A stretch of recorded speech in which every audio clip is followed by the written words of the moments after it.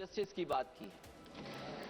हम समाजवादी लोग gender justice और सोशल जस्टिस के पक्ष में हैं और महिलाओं का आरक्षण 33% हो उसके भी पक्ष में हम लोग बोल रहे हैं। और ये लड़ाई हमारी निरंतर चल रही है और कहीं न कहीं आरक्षण हमारी पीढ़ी के आह्वान को और मजबूत कर रहा है। लेकिन जिस तरह की बातें हमें सुनने को मिल रही हैं, अब भारतीय जनता पार्टी नारी को नारा बनाने की कोशिश कर रही है। भारतीय जनता पार्टी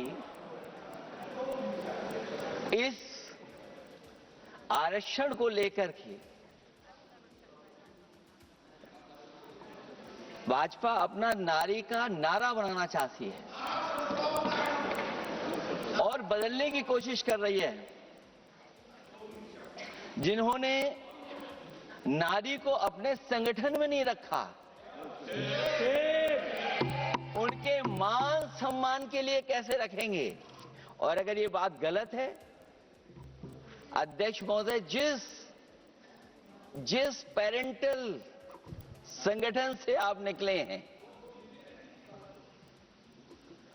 उसमें मान सम्मान के लिए संगठन में कितनी नारी हैं ये बता दें आप। और इनका, क्योंकि पिछले कई वर्षों से अध्यक्ष जी ये सरकार में है और मैं सुन रहा था माननीय मंत्री जी को मैं सुन रहा था, उन्होंने बहुत सारे योजनाएं, बहुत सारे कार्यक्रमों की जानकारी दी। लेकिन अगर हम दुनिया के आंकड़े देखें, जेंडर इक्वलिटी में हम कहां खड़े हैं? हम 146 में 127वीं जगह पर खड़े हैं। और अगर हम इनके खुद के सरकारों को देखें अगर, तो अध्यक्ष महोदय इनके 21 जगह सरकारें हैं। 21 जगह यूनियन टेरिटरी और स्टेट मिलाकर के और सहयोगी दलों के साथ मिलकर के 21 सरकारें इनकी हैं। भारतीय जनता पार्टी ये बताए कि उनके 21 स्टेट में जहां सरकारें उनके सहयोगी साथियों के साथ चल रही हैं, कितने मुख्यमंत्री इनके बने हुए हैं? कितनी महिला मुख्यमंत्री बनी हुई इनकी? जीरो। और जो दिल्ली की बनी हुई हैं, हालांकि वो हाफ चीफ मिनिस्टर हैं और वो भी महिला होने के नाते केवल हाफ चीफ मिनिस्टर हैं। नहीं, अधिकार कहां हैं? एक चीफ मिनिस्टर के जो अधिकार होते हैं, एक स्टेट के जो अधिकार होते हैं, क्या आपके दिल्ली की मुख्यमंत्री के पास वो अधिकार है? और फिर जो अभी तक जो सबसे बड़ी पार्टी है, जो सबसे बड़ी पार्टी अपने आप को कहते हैं, पूरे देश में जितने भी इनके विधायक चुने गए हैं, आप बताओ आपकी संख्या क्या है?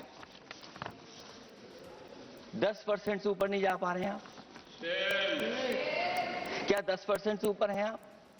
और फिर लोकसभा की गिनती में अगर हम देखें तो लोकसभा की गिनती में कितने संख्या में आप हैं? इसलिए अध्यक्ष महोदय, जहां हम ये कहते हैं कि हम महिला आरक्षण के पक्ष में हैं, वहीं कुछ सवाल हमारे भी आपके लिए हैं। मैं उससे पहले याद दिलाना चाहता हूं कि कई बार लोग ये कहते हैं कि समाजवादी पार्टी विरोध करती है। अगर हम अपनी बात कहना चाहें तो डॉक्टर राम मनोहर लोहिया, जिनकी विचारधारा पर हमारी समाजवादी पार्टी का आधार है, उनके द्वारा हमेशा महिलाओं को पुरुषों के बराबर की हिस्सेदारी हर क्षेत्र में देने की बात कही गई। और मैं उनको कोट करना चाहता हूं कि संस्कार का आरंभ महिला से होता है। यदि महिला जागृत है तो पूरा समाज जागृत हो जाता है। ये लोहिया ने हमारे जिस विचारधारा पे हम लोग चल रहे हैं वो हम आपको बताना चाहते हैं। जब तक महिलाएं राजनीति में नहीं आएंगी, सामाजिक क्रांति अधूरी रहेगी। लोहिया जी ने निरंतर महिलाओं की राजनीति में महत्वपूर्ण भूमिका पर बल दिया है और समाज में वास्तविक परिवर्तन उनके योगदान से ही आ पाएगा। इसलिए मैं याद दिलाना चाहता हूं अध्यक्ष महोदय, उत्तर प्रदेश में पंचायत में सबसे पहले आरक्षण महिलाओं के लिए लागू करने का काम समाजवादी पार्टी ने किया। तो जहां महिलाओं के पक्ष में है उनके आरक्षण के, वहीं हमारा सवाल ये भी है कि जल्दीबाजी क्यों है आखिरकार? महिला आरक्षण के नाम पर जल्दीबाजी क्यों है भाजपा के अंदर? सच तो यह है कि भाजपा जनगणना को टालना चाहती है और जनगणना को टालने का मतलब है कि जाति जनगणना को टालना चाहते हैं और जाति जनगणना इसलिए टालना चाहते हैं क्योंकि वो आरक्षण का सवाल उठेगा।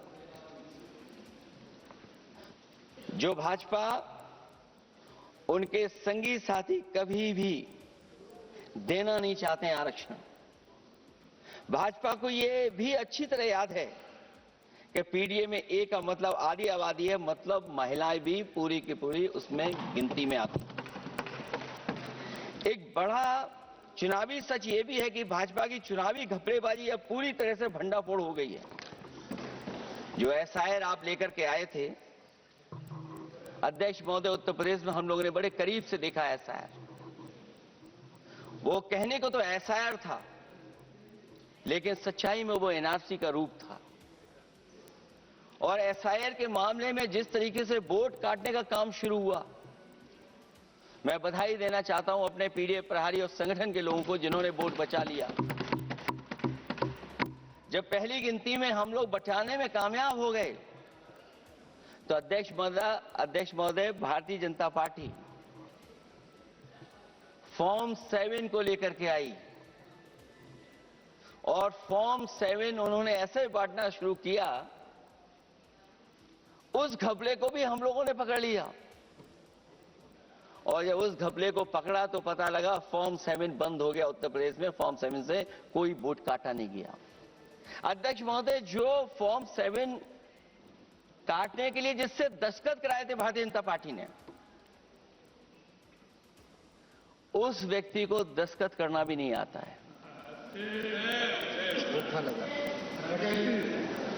अध्यक्ष महोदय, जो एसआईआर के बहाने फॉर्म 7 लेकर के आए थे, जो फॉर्म 7 दस्तखत करा करके वोट काटे जा रहे थे उत्तर प्रदेश में, जब पकड़ा गया, हम लोगों को जानकारी मिली, हम लोगों ने उसको प्रेस के सामने लेकर के आए और चुनाव आयोग को शिकायत की।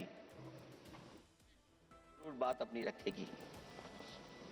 ये संशोधन के नाम पर जो जल्दीबाजी दिखा रहे हैं, दरअसल उसके पीछे भाजपाइयों की मंशा है कि जनगणना न करनी पड़े, क्योंकि अगर जनगणना करनी पड़ेगी तो जातिवार आंकड़े भी देने पड़ेंगे और जातिवार आरक्षण भी।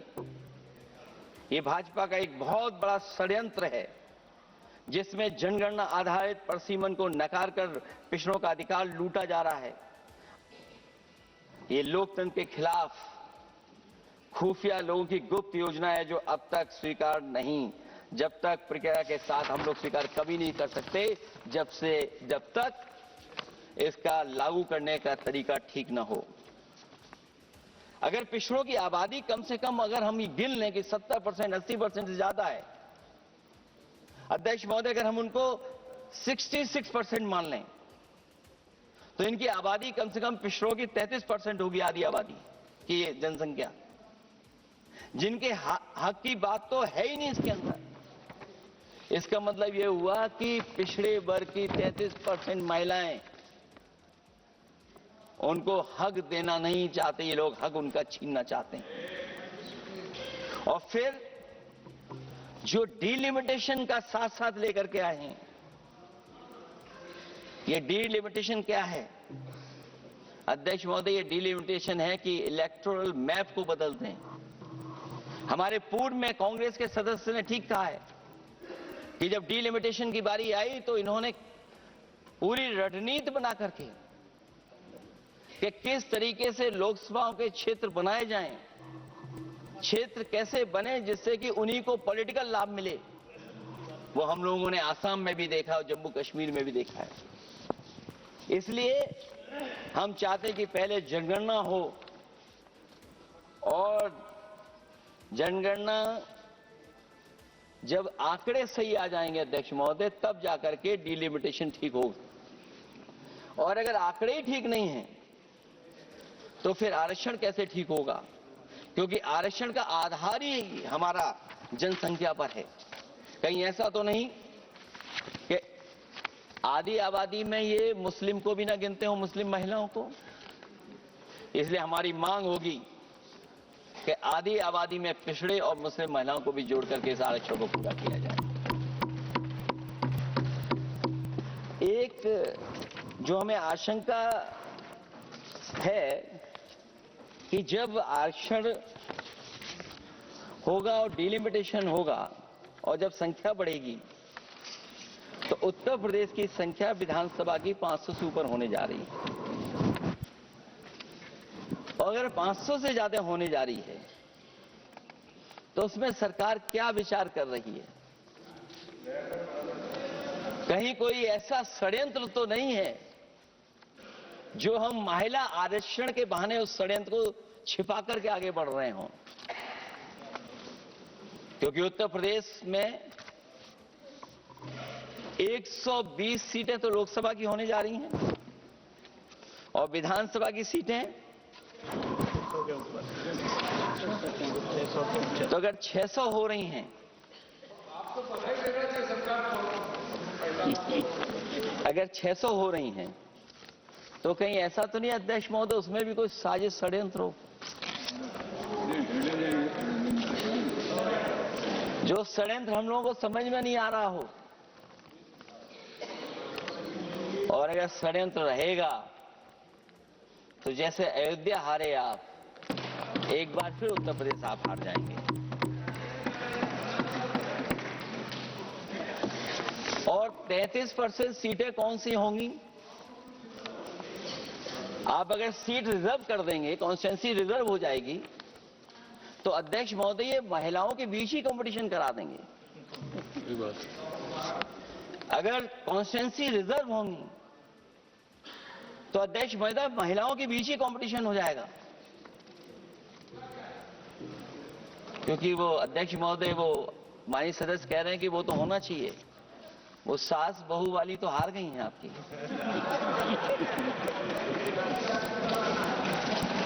तो अगर पार्टी को ये मौका मिलेगा तो न केवल कंपटीशन से हम बच सकते हैं बल्कि संख्या महिलाओं की लड़ने की ज्यादा होगी। ये महिलाओं को ज्यादा नहीं लड़ने देना चाहते हैं चुनाव, इसलिए कॉन्स्टिट्यूंसीज को रिजर्व कर रहे हैं। अध्यक्ष महोदय हमारा पक्ष है, हमारी मांग है कि ये जो लागू हो आरक्षण वो पार्टी को मौका मिले, पार्टी लड़ाए उनको, पार्टी संख्या तय करे। इसके साथ साथ जो रोटेशन वाला है इशू, स्वाभाविक है कि जब हम एक क्षेत्र से लड़ते हैं अध्यक्ष महोदय तो एक भावनात्मक अटैचमेंट बनता है वोटरों के बीच में।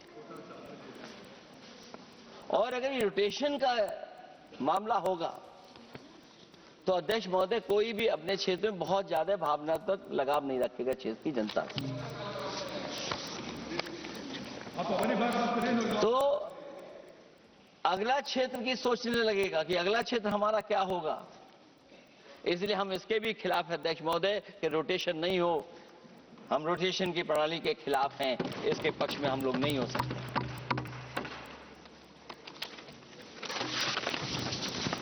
इसलिए अध्यक्ष महोदय हमारी मांग होगी कि पहले सेंसस कराए, जनगणना कराई जाए। और अगर ये जनगणना नहीं कर रहे हैं तो इसका मतलब धोखा दे रहे हैं। क्योंकि पुराने बिल में जो हम लोगों ने बात देखी और रखी थी उस समय वो यही था कि जनगणना करा करके महिला आरक्षण दिलाएगा। लेकिन ये लोग 2011 का लेकर के आ रहे हैं। इसका मतलब इनकी पूरी तैयारी है कि कौन सा लोकसभा क्षेत्र कैसा होगा। इनके गुप्त लोगों ने वो कहीं ना कहीं नक्शा बना करके रखा होगा, जिसको आरक्षण पास होते ही, बिल पास होते ही लागू करने की कोशिश करेंगे। और जो और सुधार होने चाहिए महिलाओं के, जो सुधार होने चाहिए उन सुधारों पे इसमें बिल में कोई विशेष योजना या विशेष बात नहीं हो रही है। बिना उनके लिए लाभ पहुंचाए, सस्तीकरण किए, शायद हम पूरा उनको हक नहीं दे पाएंगे। मैं अध्यक्ष महोदय आपसे यही निवेदन और अपील करूंगा कि पिछड़ों को, माइनॉरिटी को, खासकर मुस्लिम महिलाओं को आरक्षण दिया जाए। जो सेंसस से ये दूर भाग रहे हैं वो इसीलिए भाग रहे हैं क्योंकि जाति गणना की मांग उठेगी, और अगर जाति गणना की बात उठेगी तो आरक्षण की बात और उठेगी। हमें उम्मीद है कि हम लोगों की बात मान करके सरकार उस पर विचार जरूर करेगी। जब हम आरक्षण देना चाहते हैं तो बिना पिछड़ा, बिना मुसलमानों के शायद हमारा जो लक्ष्य है महिला आरक्षण का वो पूरा नहीं होगा। इन्हीं शब्दों के साथ आप सबका बहुत बहुत धन्यवाद।